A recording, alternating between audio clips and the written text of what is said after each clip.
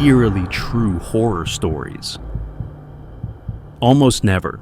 When I need to buy something, I go to Craigslist first. But sometimes you can find great deals on stuff that would normally cost a lot. I was looking for new exercise gear at the time.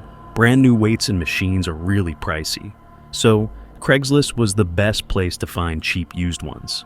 Anyway, I spent a few days scrolling through the site until I found an ad that looked great. It was a pretty good deal on a set of weights, and it was offered not long ago. I emailed the poster, whose name was Mary, and told her I was interested in her weight set and would like to pick him up as soon as possible. A short time later, Mary responded that she would be free tonight when she got home from work at 7 p.m.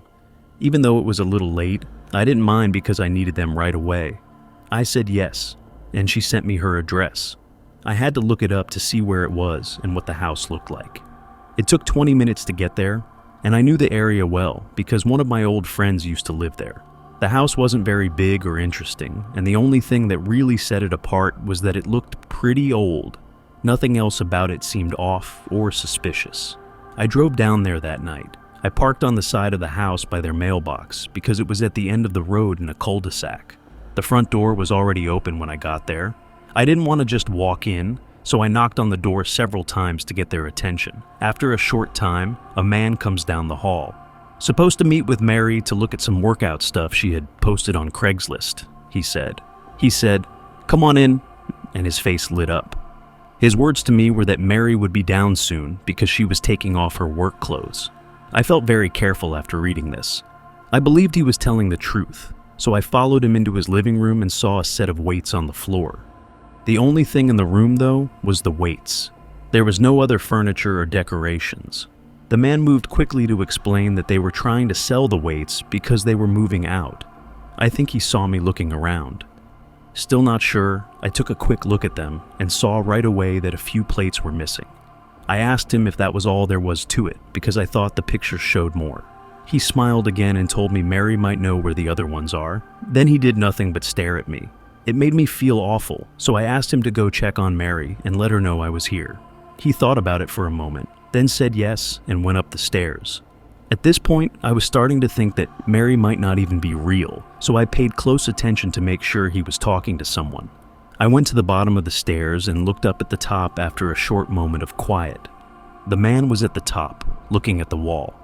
He was probably waiting there to make it look like he went to ask someone for help. I went crazy because I knew this whole thing was a lie, and I was probably in the middle of something terrible. I quickly walked to the front door so as not to wake the man up. But as soon as I turned around, I heard heavy footsteps coming down the stairs. When he told me to wait, I ran out the front door and into my car. The guy ran out the front door and around the side of the house as I drove away. After leaving the neighborhood, I pulled over and called the cops to let them know what happened so they could do something about it. I wasn't sure what the man was up to, but I was sure he was getting something done. When the police later came to my house, I gave them more details. It gave me chills to hear that no one had lived in the house where I met him for more than a year. Of course, I couldn't really help them with much more than describing how the man looked. Besides that, the only thing they had to go on were the weights he had left in the empty house, which might have fingerprints on them. Even though it scares me that he might still be out there trying to get people to go into empty houses, I'm glad I got out of there before he did whatever he was going to do. Story 2. When I got out of college, I needed a small place to stay while I looked for a new job. I had a part-time job at a small grocery shop, but now that I was done with school, it was time to look for a better job. It was too expensive for me to rent an apartment by myself, so I was mostly looking for places that had extra rooms I could rent. Even though I knew living in someone else's house would be weird at first, I really didn't have a choice. At the time, most other sites didn't let you post single rooms in a house, or maybe it was just really hard to find them. My college friend suggested I look on Craigslist. In any case, Craigslist had a lot of choices, so I stuck with it. But after a few days, I got angry because no one was responding to my requests. And the ones that did would just say sorry and that it was already taken. Then, on Saturday morning, there was a new room. It was close, not too expensive, and the description made it sound pretty nice. Tom was writing ads for a big house with an extra bedroom for rent that came with its own bathroom and closet. I thought this was a great idea, So I emailed him to let him know I was interested and then got to work. I was sure I was the first person to call him because I knew the ad had just been posted that morning. During my lunch break, I checked my email. Tom answered and asked me to come look at it that afternoon. I was tired from work, but I really wanted this place, so I said yes. We agreed on a time after work. It was only about 10 minutes away by car. The house looked great from the outside. It really just looked like a normal, average-sized house in the area. I pulled over to the side of the road, walked up to the door, and gave it a light knock. The next time I knocked, it was a little harder than the first time. After a minute, I took out my phone to text Tom. Just as I was about to send the message, he opened the door and invited me in. I could tell right away that he smelled bad and was sweating a lot, like he had just finished a long run. I didn't want to be rude, so I didn't pay attention to it. He showed me the kitchen and the living room as he walked me around the first floor. I wouldn't have to worry about getting in his way because he said he didn't use these rooms very often. The rooms, on the other hand, looked like he used them too often. There was a lot of old food in the sink, and the couch was stained all over. I didn't like how dirty everything was, and it seemed odd that the pictures made the house look really clean. One thing I remembered clearly was that the picture showed a brown leather couch in the living room, but the couch that was there was black. I thought Tom might use the old pictures of the house that were taken before it was sold. I didn't like that they were lying, but my room upstairs was the only thing that really counted. Tom showed me the way to the stairs and then stopped when he got to the bottom. He held out his hand as if he wanted me to go up first. I felt strange and uneasy as I went up the stairs because Tom wasn't following me. He smiled and stayed at the bottom. He told me that my room would be the first one on the left. I kept going to the top and took a few steps into the hallway. Then I heard a soft thud coming from behind the door to my room. I went back down the stairs and looked at Tom again. His smile was gone. He told me in an irritated voice that it was just one of his friends staying the night and not to worry about it. He then told me to check out the room for myself because he was sure I'd like it. At this point, I was definitely pretty tense, even scared. He could have told me that someone else was here, so why didn't he? I thought I should know about it. As the details began to come together, I longed to leave that place right away. I tried to look sure of myself as I walked down the stairs and told them that the place wasn't going to work for me. He moved his body so that most of the bottom of the stairs were blocked. He didn't seem to like that answer. A few steps away, I told him very clearly that I had to leave. Once more, he asked me to look at the bedroom to see if I liked it. I told him I wasn't interested. After giving me a quick look, he smiled, said, "Okay," and stepped back, which surprised me. I walked right past him and out the front door. I have no idea what was going on in that house, but something didn't seem right. I even thought I was lucky that it was so easy to leave. At that moment, I thought I would have to force my way out. When I went back to Craigslist a few hours later, the ad was no longer there. I still don't know what or who was in that upstairs room. It could have been an empty room, but I have a feeling it was something much worse. Story 3. I shared a small house with a friend I'll call Nick for a few years while I was in college. For the first year, we lived together. After that, we chose to move out of the dorms and share the rent on a house since we both had good jobs. We didn't really know how to make a budget because this was our first time renting a place together. After a few months, everything was fine, but it wasn't until almost a year later that we saw how much this place was costing us both. It was clear that they needed to either move out or find another roommate. We didn't want to leave, so we looked for someone to share our room with. We first asked all of our other friends, but none of them were interested. Putting up a post online was really our only choice. Nick posted on Craigslist, and I posted on Facebook Marketplace. In case you forgot, neither of us had ever done this before. It felt weird, but we knew we didn't have much of a choice. A few weeks went by with only a few responses, but none of them were really thinking about moving in. Then Nick shows me an email from someone named Sam in reaction to his Craigslist ad. He seemed real, so the next day he came over to look at the house. I should say that he was a few years older than us and had just finished, but he seemed nice and was clean, so we were glad to have him. He agreed to pay half of the rent and moved in the following week. Sam spent a lot of time with us over the next few months, and we got to know him pretty well. But all of a sudden, for some reason, he shut down a lot. The guy and I would see each other very rarely, and when we did, he wouldn't even talk. He stayed in his room most of the time with the door shut. He would only leave to get food or go to work. I thought it was kind of weird, but it didn't really bother me. Anyway, things started to get worse around the 4th month that he was there. As soon as I walked through the door after coming home from work, Nick quietly called my name from the living room. I ask, "What's going on?" He tells them not to be too loud because Sam is home. Then he tells me about a strong smell he smelled today as he walked by his room. I told him I didn't see it. He points to Sam's room down the hall and tells me to sneak by without drawing attention to myself. It was quiet, so I got up and walked down the hall to Sam's door. He told me I could smell something without even having to get close. I thought it was awful and gross. I didn't know what it was and had never smelled it in the house before. I agreed with Nick's idea that we should ask him what it was. When we went to his door, we both tried not to breathe too deeply. We knocked and called out to him over and over again. He didn't answer.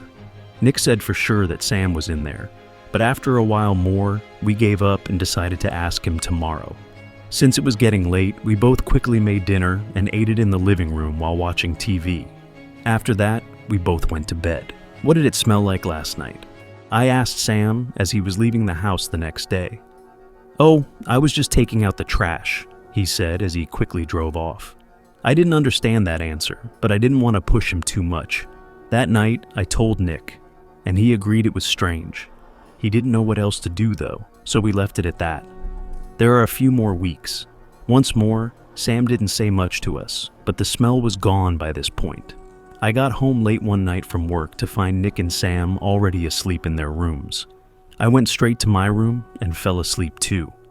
I woke up in the middle of the night though, because I could hear moving below my room, which was Sam's room. After trying to figure out what he was doing for a few minutes, I finally fell back asleep. Like always, Sam ran out the door the next morning to go to work, but he didn't come back that night. It had been a few more days, and he still hadn't come home. I called him several times, but each time his phone went straight to voicemail. We were getting really nervous, so we went to look around his room for any signs of what was going on. It looked like a lot of his stuff had been packed up and taken out because his room was pretty messy. Along with some other odd things, I also found a pair of glasses in his drawer. This was strange because Sam didn't wear glasses, but he left some clothes and all of his furniture behind, which led us to think he didn't just leave all of a sudden. Nick called the police to let them know that Sam might be lost, and an officer came that night to look into it and ask us some questions. He was able to look around his room after we told him everything we knew. Nick also gave him a picture of the three of us when Sam first moved in. After that, we didn't hear anything else for a week. We were called by a different officer who told us that the man in the picture with us was not Sam. A family friend told them that they were their missing son, who had not been seen in almost a year. The case got a lot more difficult after that, and we didn't have much useful information because the guy told us he lied about everything. So, after a while, we quit talking to each other and getting news. We were told that the man was just a normal guy who lived with his parents and disappeared for no apparent reason. But he never came back to our house, and I don't think he was ever found. But it's without a doubt the strangest and most interesting thing that's ever happened to me. When I think about the fact that I lived with someone who made up a fake identity and was officially missing, it gives me chills almost every time. People are likely to think that this man was trying to avoid the cops because of something he did or was doing. Disturbing nightly food delivery horror stories. Last year, I drove for DoorDash part-time. I also worked at a clothing shop, but some days I would make more money doing deliveries because more people would be buying on those days. So every day for almost 6 months, I'd spend most of the night driving around. Because I had done it so many times before, it was like second nature to me. Plus, there wasn't much traffic in my town, even during rush hour. Anyway, I was delivering as usual that night. I had just gotten a big order from a fancy restaurant and was on my way to the customer's house. Delivering big, expensive packages is always the best thing to do. These packages pay more than other deliveries but don't take any more work, so it felt like a treat. Which made sense given the size of the order and the fancy restaurant. I pulled into a neighborhood of big houses. The area had a lot of trees, and most of the homes were hidden by long roads that went into the trees. The customer's house wasn't too far from the area, though. It was just down the road a few minutes. Most of the time, I'd park on the street and walk up to the front door. But since these roads were so far away, I would just go down them to get closer to the house. When I got to the driveway, though, I slammed on the brakes. The entry is blocked by a chain that is held up by 2 pillars on either side of the driveway. I had seen these before, but the chain was rarely actually linked. I thought they might have forgotten to take it off. So I got out of my car and went to the right-hand wall. Right away, I saw that it had a lock that needed a key to open, so I couldn't just take it off. I was mad as I stood there and looked down the road. From where I was, I couldn't even see the house. I got my phone from my car and called the customer. The first ring was answered by a man, and I told them I was their DoorDash driver and that the chain was blocking their driveway. He told me there wasn't an easy way to open it right now, but the house wasn't far down, so I shouldn't have to walk too far. I tried to be nice, said okay, and then hung up. I thought to myself, typical rich family, as I reached into the passenger seat to get the big bag of food. I locked my car and then walked down the road and around the chain. I began to feel a little uneasy about a minute into the walk. There were no lights on the side of their road, and it was very dark. I still couldn't see the house either, which I thought was odd, since they said it wouldn't take long to get there. Then I heard the sound of crunching leaves coming from the dark trees to my left. As they got closer, I stopped and looked at the direction they were coming from. At first, I thought I saw a man with his hand up as if to say hello. "Who are you?" I asked, with a shaking voice to hide it. The man came up to me in the yard and said he was the one I had just talked to on the phone. I still didn't feel good, so I asked him what he was doing. He took a step forward and told me that the road ahead made a sharp turn. He also said that there was a shortcut through the trees, so he thought he'd meet me halfway since I had a long way to go. I thought this whole thing was very odd. He had said on the phone that it was a short walk, but now he was saying that it was long. Something didn't seem right. The man stood a few feet away and reached for the bag. I slowly walked over to him and gave him the food. He thanked me and turned to go back the way he came, but he stopped and turned back to face me. "I forgot to bring your cash tip," he told me straight out. I replied, "Don't worry about it," and began walking back down the path to my car. Something about the way he said it made me feel very uneasy. "If you want to come with me, it's just a short walk through here. Once I get your tip, I'll take you back to your car."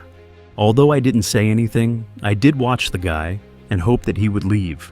He kept asking for help though, and became more and more threatening as he did so. After that, he was quiet for a moment.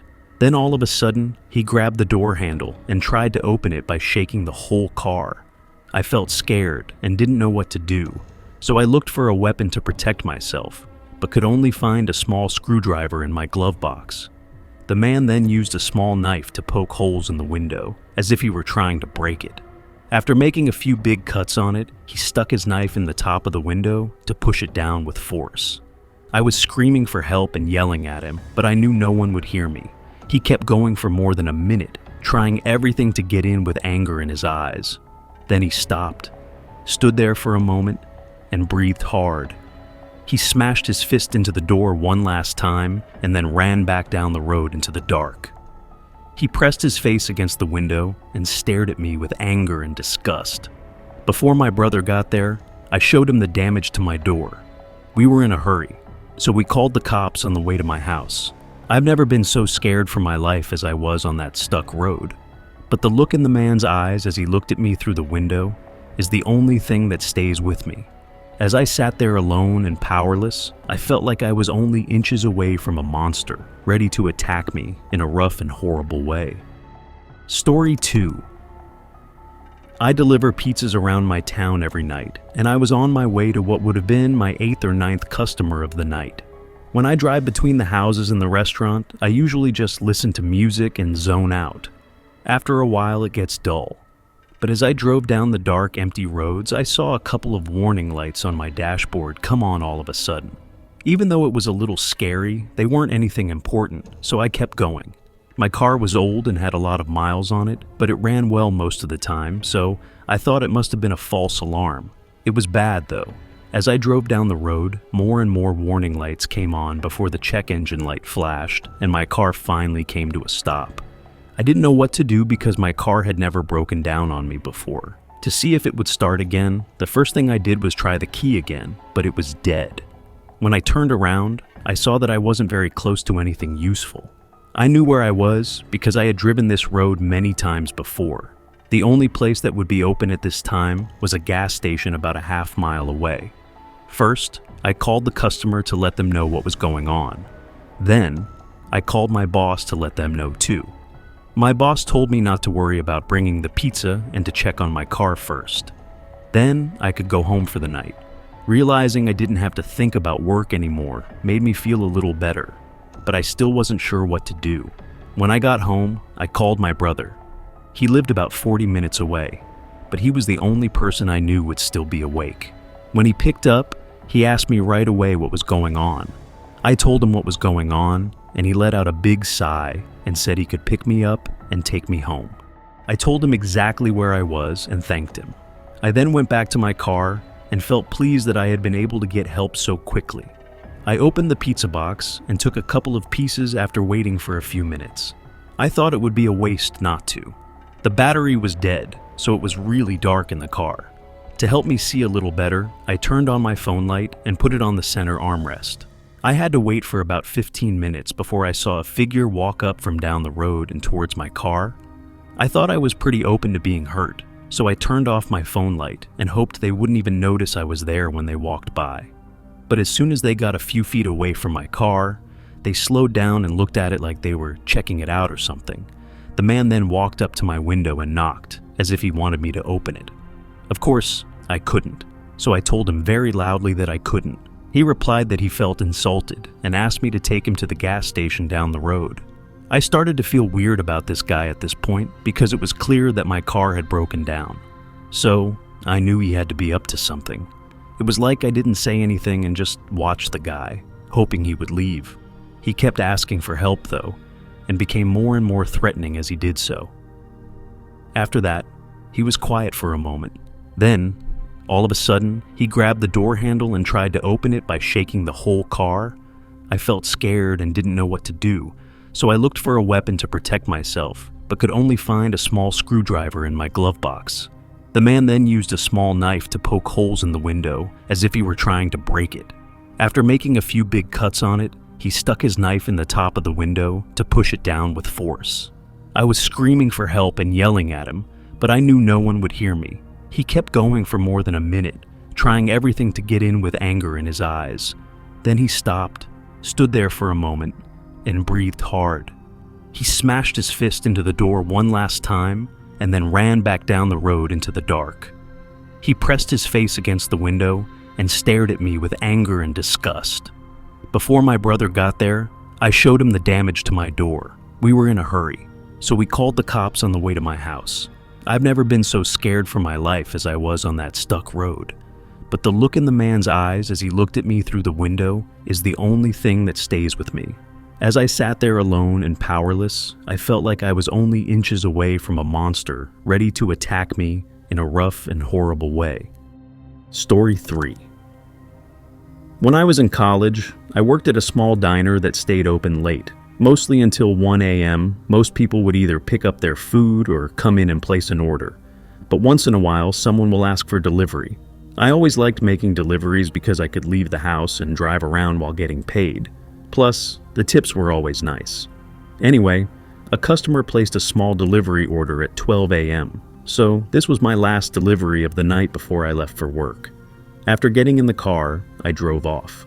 Our restaurant was right next to a highway, so for almost every delivery, I'd be on the highway for a few minutes before getting off and entering a neighborhood. The GPS said it was 15 minutes away. I got on the ramp to get on the highway. It's getting late, so no one else is out at this time. But as I began to descend the ramp, I saw a car coming up behind me in my side mirror. I could tell they were far away because of the headlights, but they were going really fast. I had to get on the highway anyway, so I slowly turned in and stayed in the farthest right lane. The car behind me then moves from the middle lane into the far right lane, almost slamming on the brakes as it gets close to my rearview mirror. What the hell is wrong with this guy? I thought to myself. He put our lives in danger for no reason at all. I thought he was either drunk or just a jerk who thought it would be funny to scare me. After a while, though, he still stood right behind me. I had no idea what he was doing, but it wasn't funny at all. As I neared my exit, I hoped he would leave it alone once I got off the highway. The guy did, however, follow me. The house I had to bring was in a big neighborhood right next to the highway, so I pulled into the neighborhood and began driving down the streets. A little further in, the driver behind me turned off all of his headlights. This is when I began to worry really badly. Some stupid drivers had been following me for a while after I cut them off by mistake, but this was too much, and I hadn't even done anything to them. I was glad that the house was just down the street, so I pulled into their driveway and tried to get the customer to answer the door as soon as possible, so that I wouldn't be alone. I went up the right side of their driveway, which I realized was a bad idea right away when the car on the left side of the driveway pulled up next to mine. An angry man swung open the driver's door of his car before I could even get out. He yelled at me in a mean way, moving his hands all over the place as he walked toward my window. His words were jumbled and barely made sense, and he sounded totally crazy. I was pretty sure he was just drunk and not scared at all. It was then that he took a small knife out of his pocket and hit the window with it. I quickly put my car in reverse and backed away as fast as I could. The man kept yelling and waving his knife as he chased my car down the driveway. I drove down a few blocks, stopped next to a random house, and called the person whose package I was meant to deliver. They called me right away and asked if I was okay. I guess they looked out their window. I let them know I was okay and asked if the guy was still there. Luckily, he was gone, and I was able to get them food. There was no doubt in my mind when I told my coworkers what had happened when I got back to work. On the other hand, I don't blame them, because what happened was crazy and didn't make much sense. I have no idea what that guy wanted, but I do know that things could have gone much worse. True paranormal horror stories. I live in a small house in the suburbs of a big city. That was where I lived with someone for almost 3 years before he moved out and got his own place. I was able to pay my own rent at that point, so I didn't look for a new roommate. That being said, I started to feel things I couldn't understand in the weeks after he left. I never thought about the supernatural, but now I'm not so sure. One night, I had to work late and didn't get home until 8. Just like every other day, I made dinner and then watched TV. Still, I could hear the wooden floorboards upstairs while I sat on the couch and looked through movies to watch. Because the house was old, this didn't happen very often, but it did happen a lot. And whenever it did, they always squeaked in a clear pattern, like someone was walking. Even though it was a little creepy, I got used to it over time. On this night, though, they went on for almost 30 minutes. While turning off the TV, I listened to the sounds slowly move from room to room in the upstairs. For some reason, this scared me more than normal, and I thought there might be someone upstairs. I jumped up and yelled, hoping to scare them away, or at least let them know it was just the old house so I could go on with my night. The creaking stopped when I yelled, though. There wasn't anything else going on while I waited, so I went upstairs to check for myself after a few minutes of quiet. To be safe, I went to the kitchen and got a knife. Then I went upstairs. I checked every room and edge of the building, but I didn't find anything. There were no signs of anyone being here, and everything was the same as it had been. I went back to the couch to try to forget about it, because I thought it was just a really big chance that the noise stopped when I yelled. After watching a short movie, I went to bed around midnight. I stayed in bed for a while. I was very tired, but I just couldn't go to sleep. I got up to go to the bathroom after a while. There is a hallway in my house that goes up and down. My bedroom is on the right side, and the bathroom is on the left, across from it. That's why I opened the door and walked into the hall. But as I did that, I heard people whispering from the hallway and the spare bedroom where my roommate used to stay. I just stood there and listened for a moment, trying to calm down. After that, I moved slowly and quietly toward the extra bedroom. When I got to the door, I leaned my ear against it. Multiple people whispering to each other, but the voices were hard to make out, or speaking a different language. Voices got louder and closer to the other side of the door until it seemed like they were only a few inches away. I stood there and listened. To go over it again, I had never believed in anything supernatural before. and I still didn't. This made me angry because I'm a big guy who doesn't easily get scared. I pushed the door open and got ready to fight whoever was there. There was nothing there when the door was wide open, though. I could only see an empty room. I was the scariest I had ever been in my whole life at that very moment. The horror that rushed through my body was too much to bear. I ran back into the house, out the door, and straight to my parked car. As I called my friend, I sat there and looked at the house. Since it was so late, I wasn't sure if he'd answer, but thank goodness he did. When I told him what had happened, my voice was shaky. That was the first time he had ever seen or heard me that scared. He knew something was very wrong. He did not seem too shocked, though, because he said more than once that he has heard strange things in that house before. I'll never forget what happened that night, and it has since changed how I think about the supernatural. I really have no idea what to believe anymore. Since then, more than a month ago, I've been sleeping on the couch downstairs instead of my bedroom every night. In spite of this, I sometimes wake up to the sound of something slowly moving above me on the wooden floors. Story 2. I've been through a lot of strange things in my life, and some of them I still can't understand. That's not always my first thought when I see something strange. I don't know if I believe in the supernatural. I'm not sure about everything, but I keep an open mind. I think that most of the time, things that happen are just my mind playing tricks on me, not getting enough sleep, or that I have a mental illness that hasn't been identified yet. But there is one moment, or maybe a few moments, that I have been thinking about for a while now. During one, I was in the shower and heard my brother calling my name as water poured over my head. It seemed like something was wrong, because the second one was louder than the first one. I'm pretty sure I also heard my dog bark. Angry and worried, I left the house, smashed the door open, and called them again. However, there was no answer after a short time. I dried off quickly, put on my robe, and went downstairs to ask them again what they needed. But I still didn't hear back. My brother wasn't to be found, and my dog was sound asleep on her bed. Their car wasn't even there when I looked out the window. I didn't think much of it, because this was the second time my mind had chosen to play these annoying games. I've had hearing hallucinations before, but never to that level.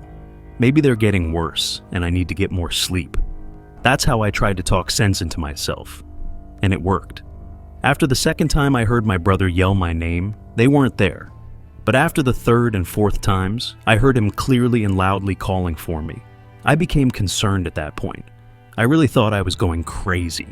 I chose to tell my brother about it one night while we were playing Borderlands. Because our parents don't believe in treatment, we talked a lot about our mental health. It was like we were each other's safe place. When I told him what had happened over the past month, he didn't offer any help or show sympathy like he usually does. He was very quiet for a second before saying that he had been going through the same thing, but it was our mom yelling his name. When he goes to check, she's never been home. About 5 or 6 times, he says, maybe a month or two ago. But he also thought his mind was playing tricks on him. Things seemed to stop after that talk. It's been almost 3 weeks since I heard anything. However, something happened that I will never forget and most likely will never understand. My mom starts yelling my name from downstairs while I'm sitting on my bed in my room and looking through Instagram. It was always my brother's voice, so I didn't even think it was strange. My mom walked in the door and asked me what I wanted right before I got up to see what she wanted. It was hard for me to decide what to say. The look she gave me told me she was mad. What did I want? She asked me again, and I just shook my head, trying to figure out what was going on. This made her angry, so she sighed and told them not to yell her name while she was making dinner. She then left, leaving the door open. I got up to close the door, but as I walked across the room, my heart stopped when I realized what had happened. My mom was at work, so I ran to the window and looked out at the driveway right away. I slammed my door shut and cried while calling my brother from my bed. I was so scared that I wanted to leave the house, but I couldn't even bring myself to go downstairs by myself. Since my brother was at work, he didn't answer, leaving me there. Even though I knew it would take hours, I locked myself in my small bathroom and waited for either my brother or my mom to get home from work. Good thing nothing else happened until my mom got back. This time, when she called for me, I wasn't sure what to do. It turned out to be fine though. That night I told my brother, and he said that had never happened to him before. To this day, I still don't know what I saw and heard, but the real reason I'm writing this and sharing it is so I can forget about it and move on. I don't want to know anymore because I believe I can't handle the truth if it was really magic. Story 3.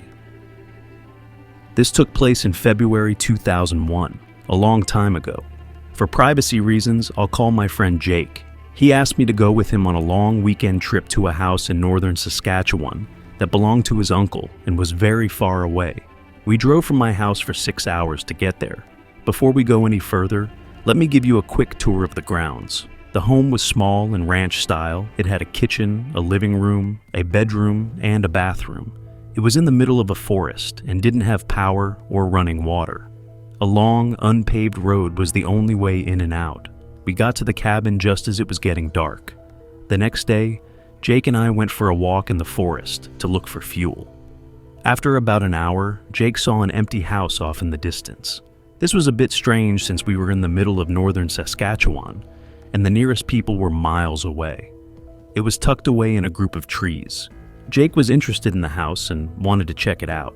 I didn't want to go inside, but I did anyway. We got in through a window that was boarded up. When we walked inside, there was a musty smell. I saw a door that led to the basement while we were walking around. Because I was interested, I opened the door and walked slowly down the steps. Even though I knew it wasn't a good idea, I froze when I got to the bottom. It looked like someone was doing some kind of satanic rite, because there were dimly lit candles arranged in a circle. I shined our flashlight across the basement to check for people, but there were none. When I looked around some more, I found an empty space behind the stairs. When I got back to the stairs, I caught a glimpse of something under the steps, which had been cleared out not long before. There was a black figure looking at me straight on. I thought it was at least 8 feet tall, and as soon as I saw its eyes, I knew it wasn't a person. I looked back into a pair of blazing red eyes that were full of hate and evil. Then I heard a low, disgusting growl, and I ran up the stairs without stopping. Jake was still looking around the dining room, which was empty, when he heard me coming up the steps. I told them, "Get out of here!" We got out the same way we came in. But that's not the end of our story. When we finally got back to the cabin, I told Jake everything I saw. To my surprise, he believed me. We made the choice to rest and forget about everything. I woke up out of the blue and looked at my watch. It read 2:17 a.m. Even though it was dark and quiet, I had the feeling that something wasn't right. I heard soft footsteps outside the bedroom door after a while. Jake also woke up at this time. He asked, "What's going on?" I told him to pay attention and be quiet. As the footsteps got closer, I got out of bed and went to the bedroom door. Then I opened it up to see what was inside. It gave me chills to know that someone was in the shack in the far corner of the living room, but it wasn't a person. It was the same thing I saw in the basement of that empty house. Even though the starlight wasn't bright enough, I saw the scary shape turn its head so that its red eyes were looking back at the bedroom door. Or should I say at me? In a hurry, I slammed the door shut and locked it. As we ran to Jake's truck, we both left the house through the bedroom window, leaving all of our things behind. Both of us heard a very loud scream. I rushed to start the truck and sped it out of there. That's all we said on the way home. Nothing about what we saw. Jake and I are still friends even though this happened almost 20 years ago, but we haven't been back to his uncle's house since then. The thing we saw that night could have been a ghost or an unknown animal living in the woods. I don't want to know, and I don't plan to. Rainy night horror stories. I worked the night shift at a hotel in my town that was about sized. For the most part, my job was to stand at the front desk and help people who were checking in or out. While it was night, not many people came or went from the hallway, and when they did, they would just walk by. So I stood there and stared at the doors for the whole night. Anyway, I usually had angry customers who were mad about something or just acting strange. But there was one night that stands out in my mind. Like every other night, it was the same. There was a pretty big storm outside when I was at the front desk. In general, no one would go in or out of the hotel when it's raining or just bad weather. To pass the time, I took out my phone. But after a few minutes, a man appeared at the front door. After going through the first set of doors, he stops and stands in the space between the other set of doors. Through the glass, he looks at what's going on inside the building. He looks at me for a short time, then walks back out into the rain while awkwardly patting down his pockets. Even though it was strange, I was used to it because I worked at a hotel for a long time and met a lot of strange and awkward people. I thought he had forgotten his keys and was going to get them from his car. However, I should say that I had never seen this man before, which is normal since most people come and go during the day. Also, he didn't have a trunk, bag, or anything else, so I thought he already had a place to stay and everything. Still more time went by before my desk phone rang. I knew it wasn't someone from one of the rooms because the caller ID showed it was a number from outside the building. When I picked up the phone, I said the standard hello and asked how I could help. On the other end of the line, a man said he had parked in the front lot and needed help getting his bags inside. He kindly replied that it was fine, but then he asked me to come out and help him, telling me that all he needed was someone to roll in a small suitcase. I thought this was a pretty odd request, but I told him I could help him get set up if he backed up to the front door.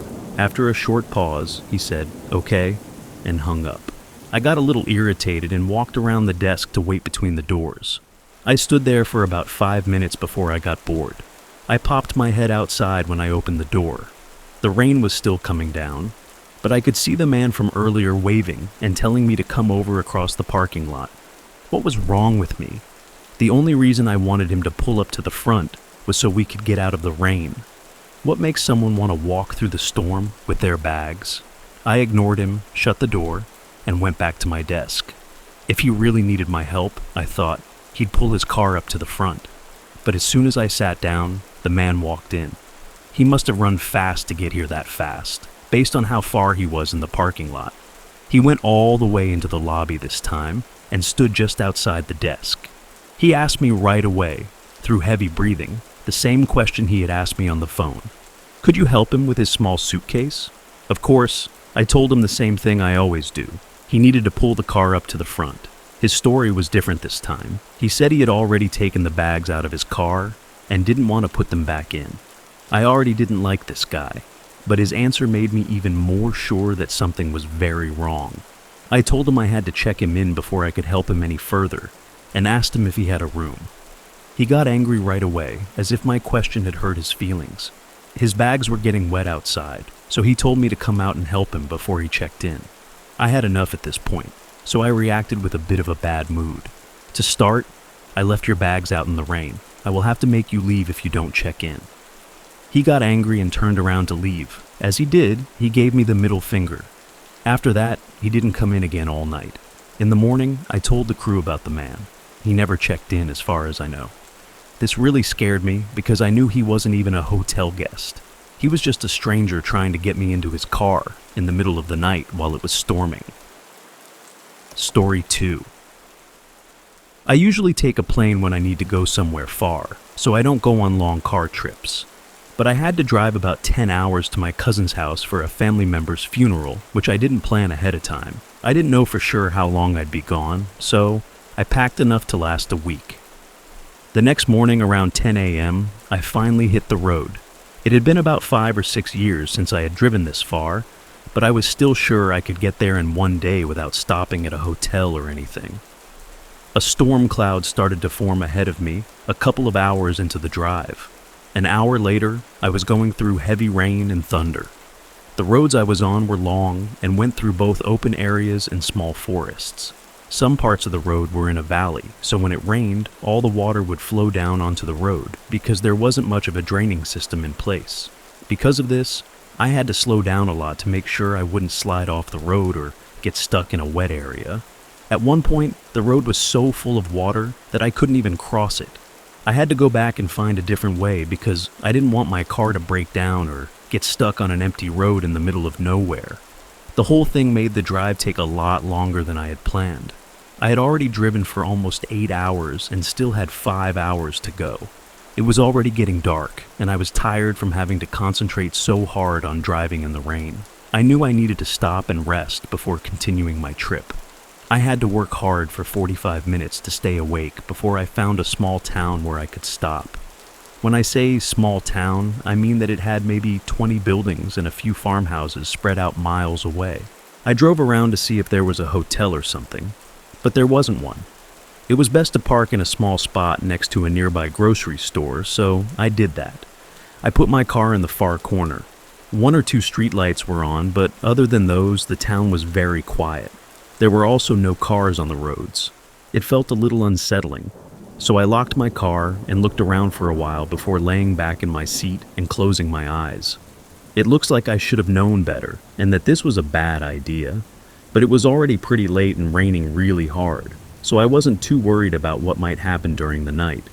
Anyway, it made me feel safer than parking on the side of an empty road, where no one would be there to help me if I needed it.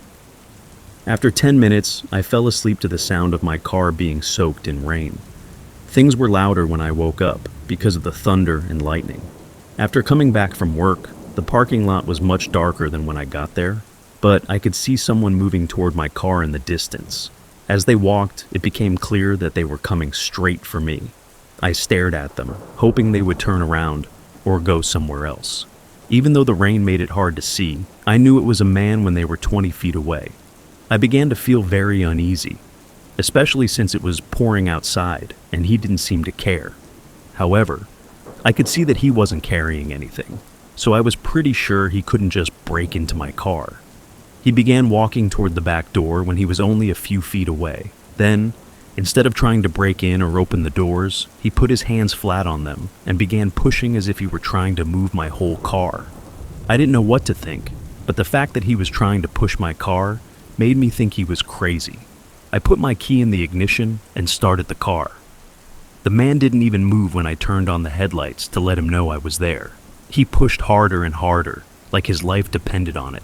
At this point, I'd had enough and began to slowly back out. The man walked behind the car and held onto it for a few steps before letting go. He stood there and watched as I moved my car out of the parking lot and began to leave. Then he turned around and walked back the way he came. I kept going all the way to my cousin's house without stopping. Story 3. I lived with my folks in our small, out-of-the-way house in Washington State at the time of this event. It took about 20 minutes to get to the next town, and there were neighbors on both sides of us. Things like this happen all the time here because the land is mostly forest, with a few small towns and big cities thrown in here and there. Anyway, I had grown up in that house my whole life, so I was used to being alone there, so it never really scared me. But that one event when I was 14 made me afraid of where we were. During spring break, my parents planned a trip to Florida for us. We were set to leave on Sunday morning for the airport, but something went wrong at my dad's job a few days before the trip, so we had to cancel it to make up for it. They took me to a water park on Sunday. Even though it was fun, I was still mad that the trip had to be scrapped. We were there for about 4 or 5 hours before we saw a big storm cloud coming our way. Since it was coming in quickly, most of the people at the pool started to pack up and leave. The storm was over by the time we got home. Rain was heavy, and thunder and lightning happened often. But things began to go terribly wrong here.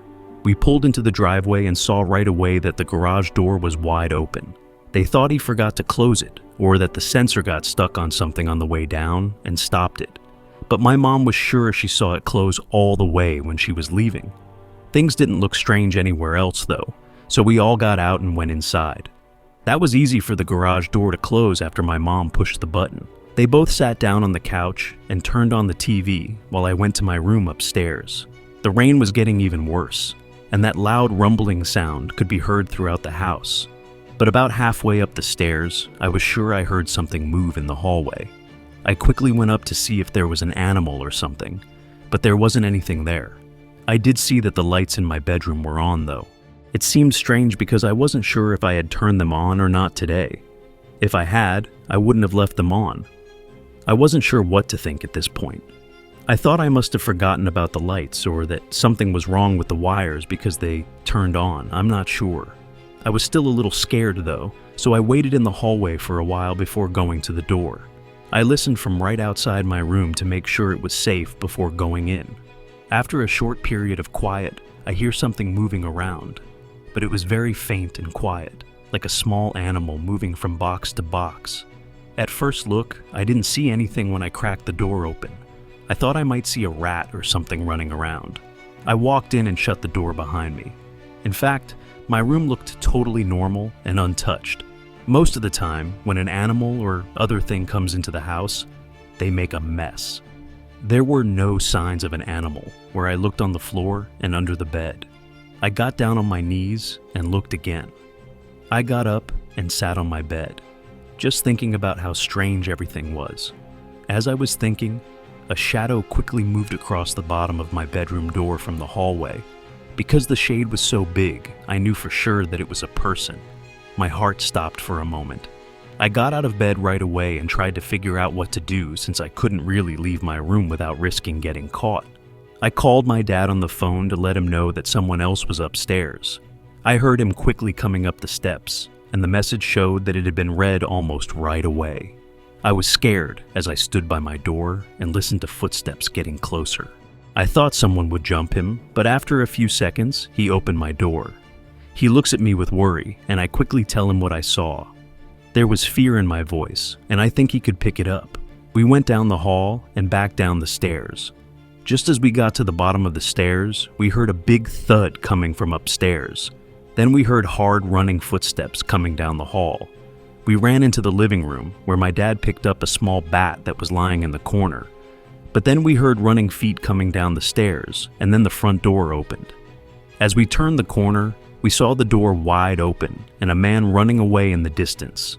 Because of where our house is, they didn't get there until almost 30 minutes after my dad called 911.